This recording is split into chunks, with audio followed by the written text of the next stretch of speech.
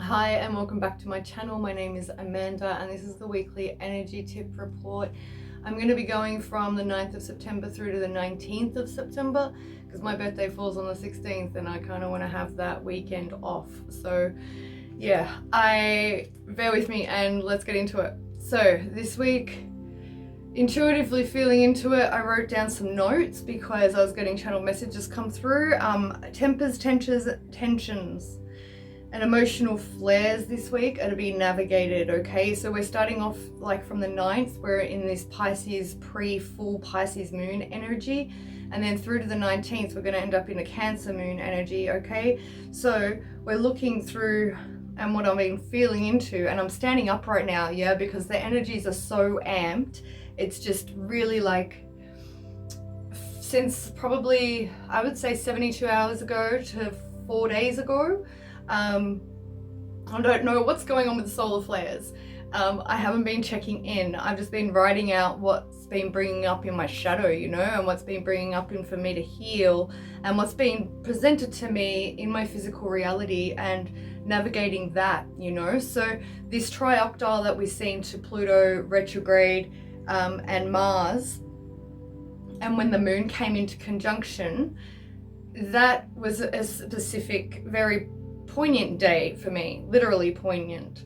And I feel that for the collective, I've seen it a lot across my friends along that I follow and people online who are in my online community spaces.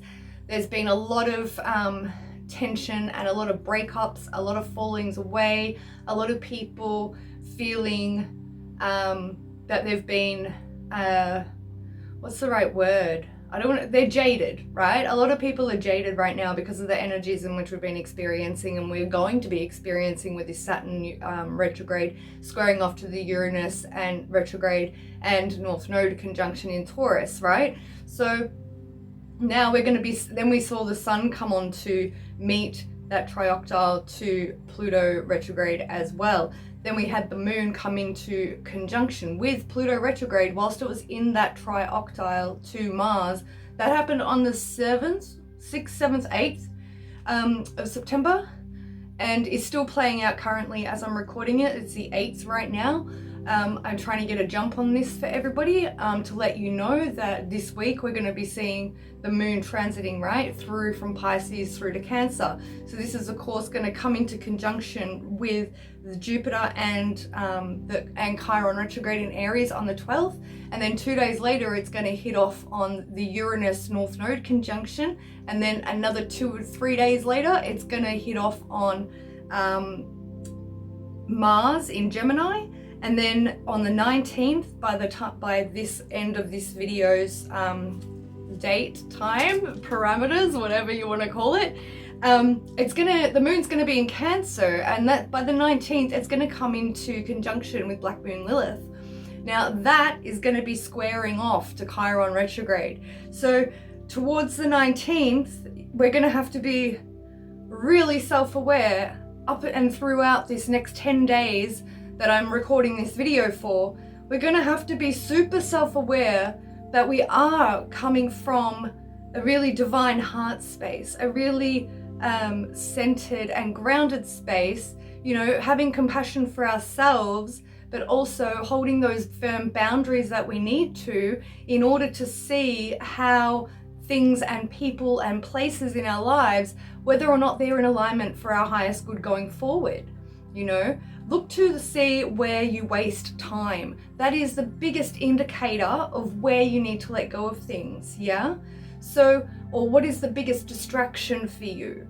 That's probably, and it could be an addiction, it could be a karmic connection, it could be anything. Look to see in your life where you're being distracted and away from your purpose work, away from the path that's leading you toward the life that you want to create, right?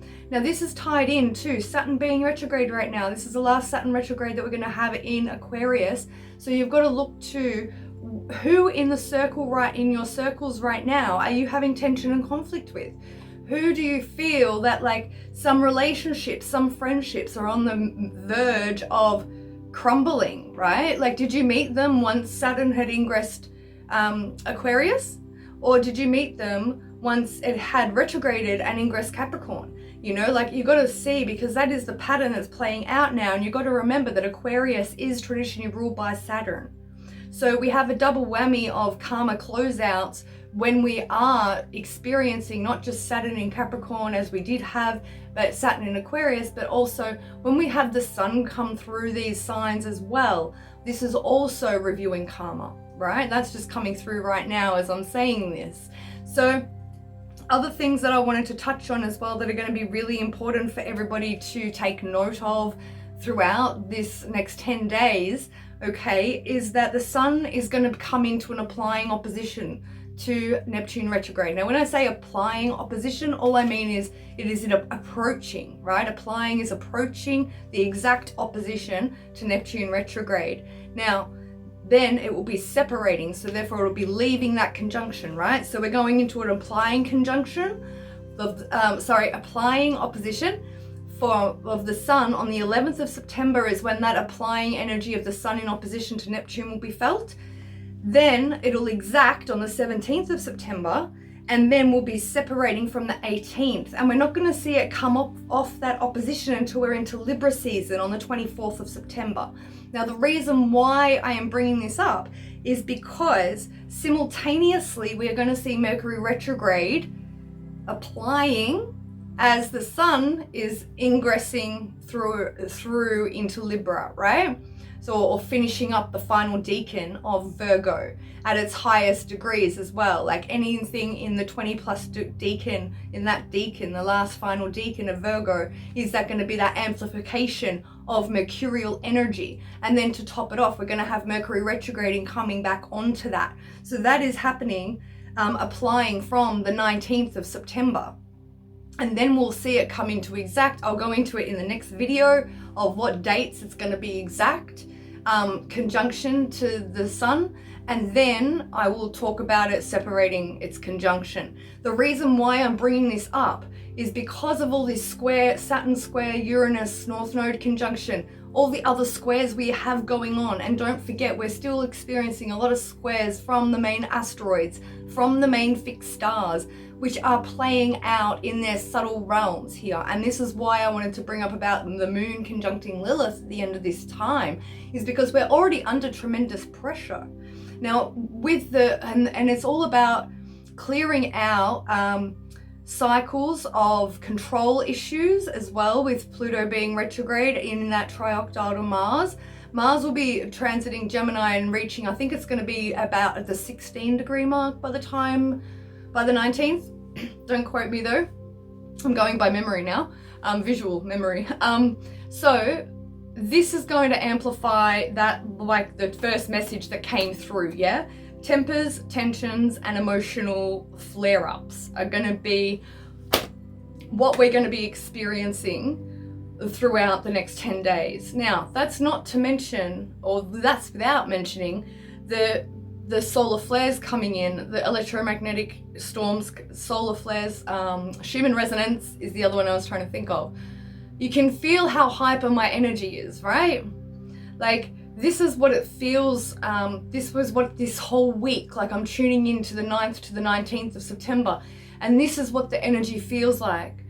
It feels electric, yeah? And it can be in a really good way. So long as you focus on your grounding, focus on your breath work, do some Sukha Kriya. Like Sukha Kriya breathing method is locking the right nostril, breathing in through the left, locking the left nostril, exhaling out through the right, and then inhaling through the right and exhaling through the left. That's one cycle. Now, and when you repeat that, you only have to do that cycle, say 5 times. And whilst you're doing it, focus on your perineum. It will center you and ground you, okay?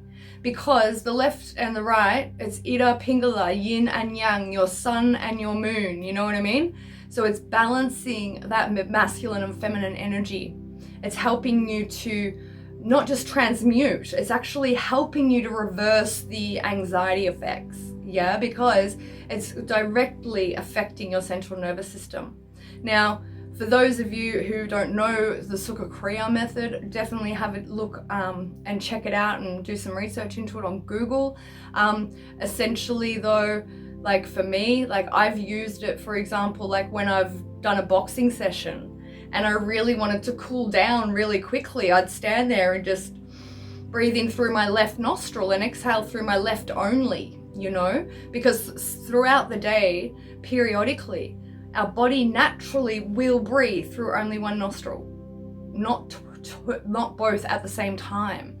Yeah, so it depends on whether you're more fire element or whether you're more water element, right? As to whether or not how your body has its own rhythm and tempo with this alternate nostril breathing. So when we take control of it and decide on which nostril we're going to be inhaling and exhaling through, whilst we're focusing on our perineum, which is the piece of skin between your anus and your scrotum, or your anus and your vagina, okay? That's the perineum. They're right down the bottom there near your coccyx, right? Like further down. So you want to focus on that because that balances, as I said, fire and water elements into your central sushumna. Now we have about 12,000 different nadis, which are energy centers, tiny meridians that come off of this. And when we balance that energy, we feel more centered. We feel in the eye of the storm. We feel a lot calmer, yeah?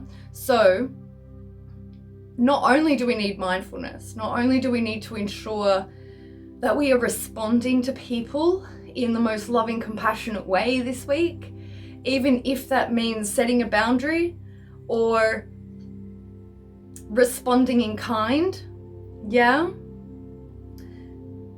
Harmlessly, I might add to that. You know, if someone is going to scream at you, you don't want to scream at them back, you know what I'm saying? Or so if someone's going to try and throw a punch, you don't want to be doing that. So that's not what I'm saying.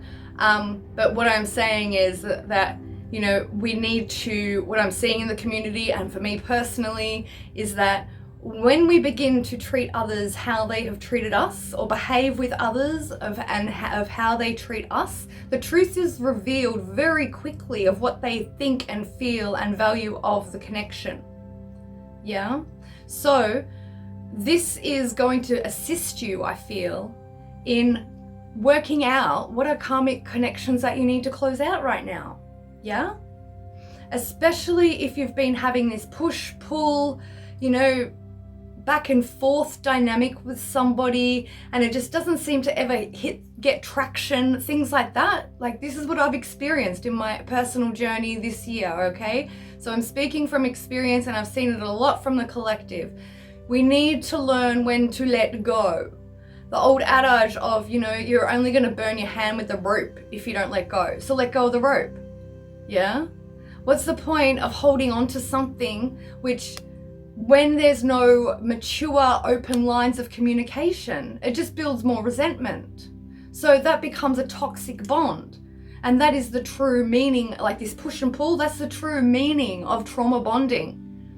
Is when you get love bombed or you get doted on and attention, and then, you know, you say one thing wrong or you act out of character to how this person perceives you, and then they cut off and give you the silent treatment. Yeah, and then when you start acting right, 14 on the clock, when you start acting right again in their eyes, they'll start giving you attention again. Yeah, this is the true meaning of trauma bonding.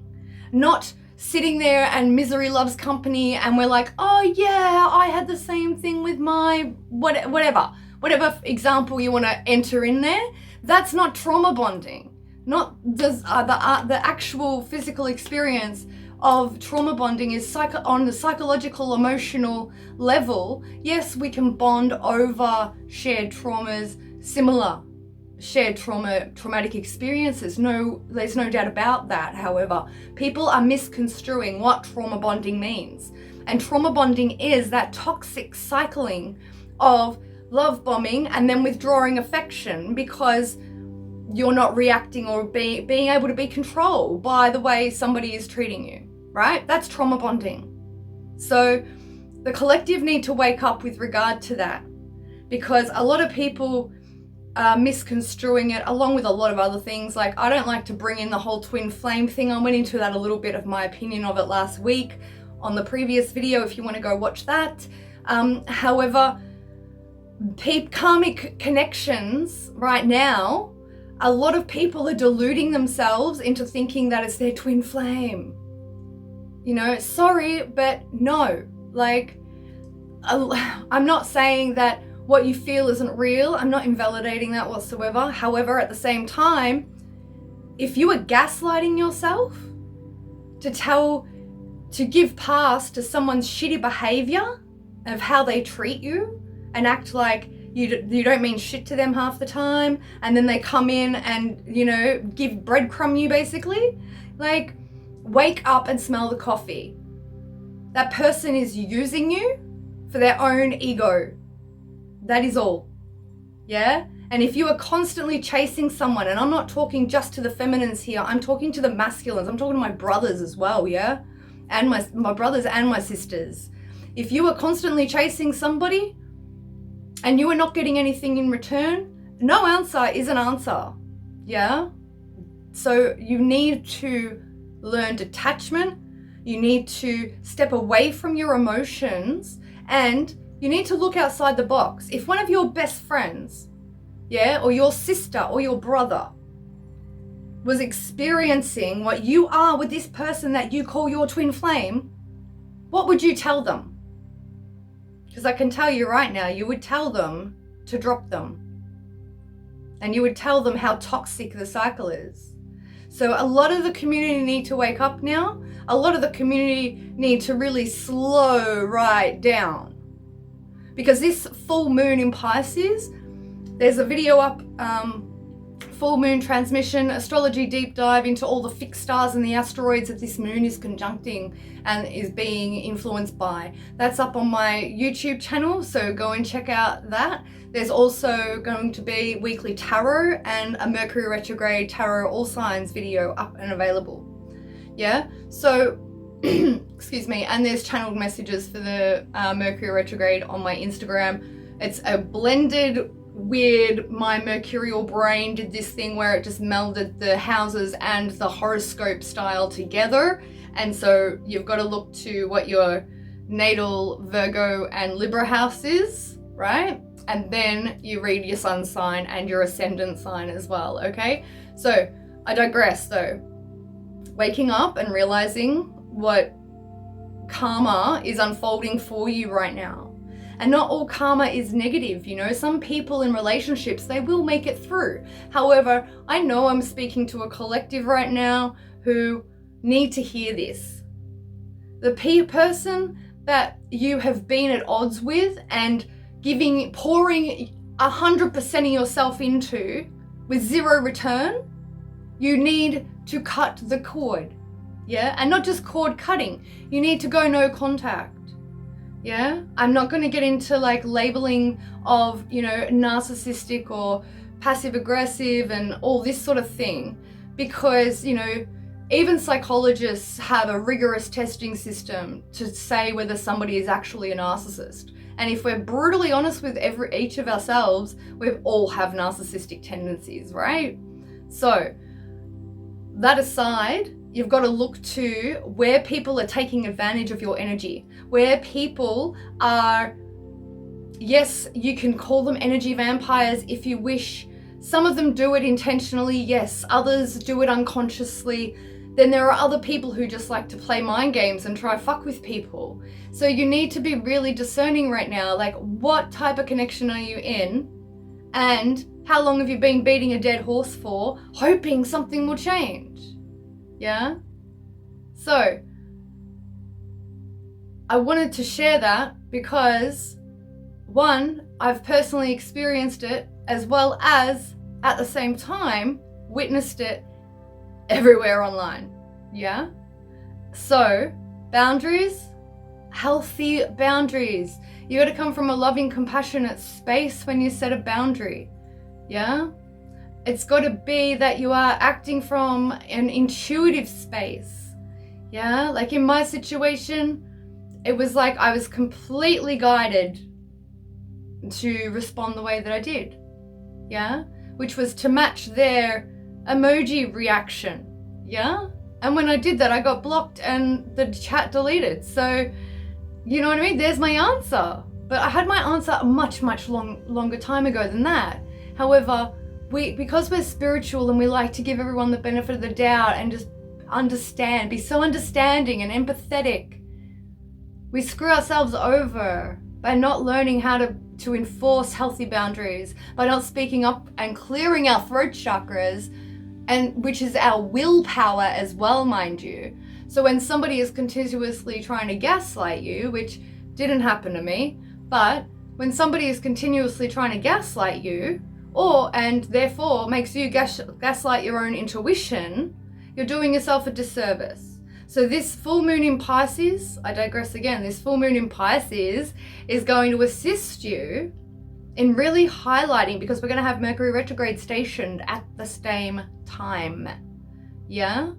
So it's going to be cerebral overdrive as well as pineal third eye overdrive, as well as the Cancerian moon energy, right? So your intuitions are going to be on point. Now, when you are shown something that you wish you didn't see or you wish wasn't true, don't discard it. That's your ego trying to get rid of it. Yeah? Because the ego wants things to stay the same. Ego wants to be comfortable. You can't discard the truth, because the truth always comes out. And my best advice for you is to embrace the truth as soon as you can, because it sets you free, it sets the other person free, and then you can both work towards bringing in the true life partners, counterparts that you both deserve. That's mine, not yours. Until you create the space and you are energetically ready to receive the true love, the divine love. Only love lives here and only divine love will do, yeah? Until you are ready to do that, the karmic looping, whether it be with this person or the next one, is going to continue playing out until you learn the lesson. And I'm sorry to be the bearer of bad news. However, we're entering a new timeline. My left knee has been aching like crazy the last 3 months. And I mean, like, it will lock up and I can barely put weight on it. The knees are our chakras and our meridians to the non-ordinary higher dimensional planes and the ground levels. They are the bridge. Yeah, and the left knee is directly correlated to the right side of the brain, which is your intuition. So if you are finding that when you're walking and your left knee collapses, it's like, well, where are you off path? Yeah? Pay attention. Your physical meat suit will talk to you and send you signals and messages all of the time. And if you don't listen, it will turn into something and manifest physically as something more serious. All right. So yes, this is a bit extra longer report than usual. I'm really, really amped. So considering the day I've had, it's been really emotionally charged. I spent the first 5 hours of the day crying my eyes out and a complete mess on the floor, and healing and integrating and coming into like acceptance of it's the way it's meant to be. I was guided. I did what was in the best and highest good for both parties involved. And, you know, setting boundaries doesn't mean it's pain-free. You know, when you love someone so deeply, it's hard to step away. It's hard to set a boundary in the first place, let alone, you know, try and honor yourself. And this is what you've got to understand, is what we are healed and we are healing at the same time. We are grown and we are growing at the same time. Yeah? We are already at that ascension level that you're striving for, at the same time as simultaneously working toward it. Yeah? Everything exists in the now. So what I want to say is stop striving and just be. Yeah? And be super vigilant. Yeah? Vigilant and discerning, you know, and discern with your heart of the truth of the situation. Yeah? And not the whole I'm in love with him or her. If you take that out of the equation and look at the situation for what it is, what is being shown to you? Yeah? And it doesn't have to be romantic. I'm not talking just romantic situations here. I'm talking all sorts of different situations. All right? So I'm just going to drop in for a bit because it's been like super amped. Like as soon as I started channeling the charts, it was just like, oh, even more energy. So just bear with me a moment. And see, this is how I ground myself. I put my hand on my sacral and I put one hand on my heart. Yeah, because I'm Virgo, I'm Mercury ruled. So I always got to focus on my grounding. All right. Spirit, what do we need? What else does the collective need to know between the 9th and the 19th of September, please? Oh, thank you very much. They're just reminding me that I didn't go into depth on the Neptune opposition, the Sun opposing. Thank you so much for that. Yep, beautiful. So, to wrap this up, the Sun coming into opposition with Neptune, as well as then Mercury and the Sun coming into conjunction. If you have history of depression, anxiety, anything Western diagnosed, because, you know, or schizophrenia or bipolar, manic depression, even like anxiety attacks, things like this, right? When Neptune has planets that make difficult aspects to it, right? And because Mercury is also going to be involved, the Mercury is the mind, Neptune is the pineal gland. So it's like a double whammy, and the Sun is in Virgo, so it's a triple whammy, because Mercury energy on top of one another, Sun and Mercury on top of one another in Virgo, opposing Neptune. Yeah, I don't want to say try and find balance, because to me it's a bit of an oxymoron. Yeah, we don't balance, because it's like we harmonize is what I like to say. Because when I feel into the word balance, it gives me this one or the other energy is what it makes me feel, and I don't know why. It's just how I intuitively feel when I say balance.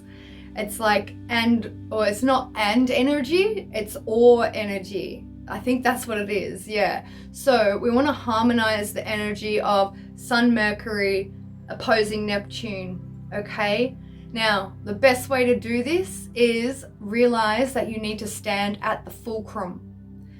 Be the observer of the swing. Don't become the pendulum, all right? Because of the rulerships and what these planets rule, the Mercury and the Neptune ruling the brain, right?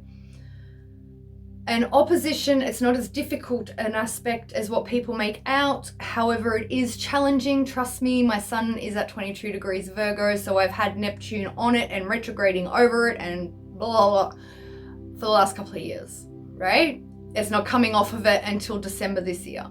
So when I say there's a fine line, almost transparent line, like a shaman's life, we walk with one foot in either realm. We're walking the tightrope, right?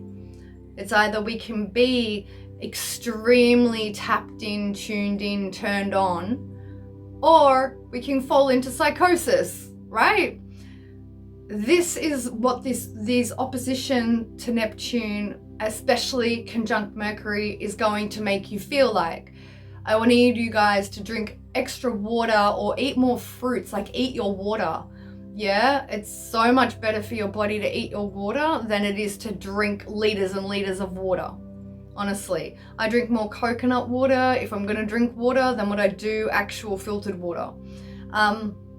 Anyway, so eat your water. You know, cucumbers, watermelons, pineapples, those sorts of other vegetables that are like, you know, 80+% water. Do that. It's way better for you. Your body will thank you. You'll experience less inflammation and you'll have more energy, okay, to do things. You won't feel so lethargic, right? Anyways, I digress again. Can you bring it back for me, please? I forgot where I was. Oh, yes. So harmonizing the energies, right? Grounding, standing at the fulcrum, using your breath that I went through at the very, very start of this video. Sukha Kriya method will be really helpful. Extra meditation on the grass if it's nice and sunny where you are. Get your ass out in the grass, like seriously. And You know, speak to Gaia, lay face down with your face in the grass and breathe her in. Speak with her, connect with her, you know, ask her to release any energies from you. You know, when we are in a healing ritual, to release entities and energies and such, and I will link a track down below that I listened to for the last 2 or 3 days, which obviously worked. So I'm going to link that down there. Use that one as well to clear your field. Make sure that you are being discerning with what you are picking up on. That's the other thing. Thank you so much. They're just saying make sure you're being discerning with the energies that you're picking up on, especially if you're highly attuned like myself, highly empathic, super sensitive to energies, right? I'm speaking to all my Piscean fam out there right now, yeah? All my Cancerian fam, all my Scorpio fam, yeah? The people with those heavy placements, right? Because we all have those signs in our charts as well. So look to see where those are in your natal chart and your progressed chart for this year of your life. Now, you got to discern what energies is coming from the collective grid, okay? What energies are you picking up on that is a collective energy? And then what you'll do is you'll discern, oh, okay, well, that's a little bit of my stuff right there. But hold on, like a lot of what I'm carrying right now, or, you know, some of what I'm carrying right now isn't mine, you know?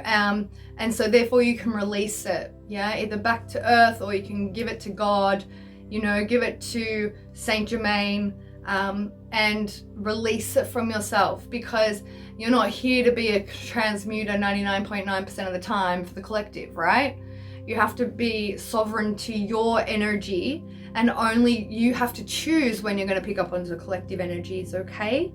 So I feel to leave it there. If you have any questions or want me to clarify anything, please drop it in the comments. And if you liked this, please like, share, subscribe, hit the bell. I'd love to connect with you in the comments and know who's watching, because I'm really happy. Like, I've almost hit 90 subscribers now, and it's like, yeah, I can't wait to get a community tab on here, honestly, so I can like post to you guys as well, because I like to write as well, if you haven't noticed. Anyways, I'm going to wrap it up there. Please check out the channel for the element weeklies: earth, air, fire, water, Mercury retrograde, tarot, all signs. It's going to be time stamped. I'm about to record it now. And full moon in Pisces transmission is up as well, or will be up. If it's not up at the time of this being posted, it will be up shortly. So hit the bell for when it gets published. All right. Thank you all so much for being here. I wish you an amazing week. I'll see you after my birthday weekend. And yeah, I love you all so much. Take it easy on you and be loving and compassionate. Stay in your heart space, yeah, as much as possible. And just remember to breathe, yeah, and hold those boundaries. If you don't close out the cycle, the universe will, trust me. All right, blessings, bye.